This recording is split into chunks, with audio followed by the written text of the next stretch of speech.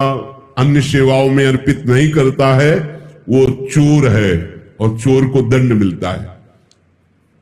जब अपने को किसी पे गुस्सा आए तो दया करो, ये आसुरी भाव है। जब इंद्रियों की भोग विलासता बढ़े तो दमन करो और जो तुम्हें प्राप्त हुआ है उसका हिस्सा लगाओ।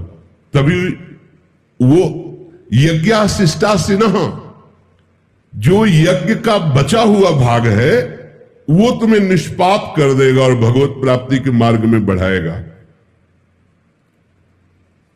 अगर जैसे आप कुटिया बनाए हुए हैं और कोई संत आता है ऐसे समय में जिस समय भोजन नहीं है और आपसे याचना करता मैं भूखा हूं, कर्तव्य है तत्काल आप उसके भोजन की व्यवस्था कीजिए। आपने कुटिया निर्माण किया है, यदि आप फुटपाथ पे रहते मांग के खाते, उस समय भी यदि आप रोटी सामने रख के पाने वाले ही हैं और कोई कह दे कि मैं भूखा हूं तो आपको दे देना चाहिए, यह आज्ञा है।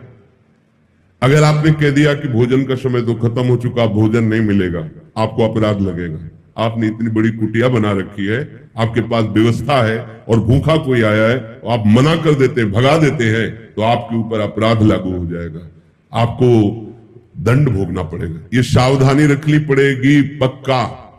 आपने सुविधाओं को एकत्रित किया है तो उसे ऐसी अवस्था में ना नहीं कर सकते। वैसे जैसे सब संत सेवाई चल रही, आपका प्रसाद पाया, पवाना शुरू हुआ, अब बाहर निकल के खड़े हैं, कोई खड़ा है कि मुझे भोजन मिल जाएगा क्या, परिचय जानने की जरूरत नहीं, हाथ जोड़िए, मानसिक प्रणाम कीजिए या पंचांग प्रणाम कीजिए, बैठा लिए और उसे छक के भोजन पाइए। अगर आप ऐसा विधान नहीं रखते तो आप पाने का अधिकार नहीं रखते। पक्का समझ लीजिए, इसमें कभी भी त्रुटि नहीं होनी चाहिए, चाहे वो गृहस्थ हो चाहे विरक्त हो। जो विरक्त कुटिया बना सकता है उसके पास संग्रह है।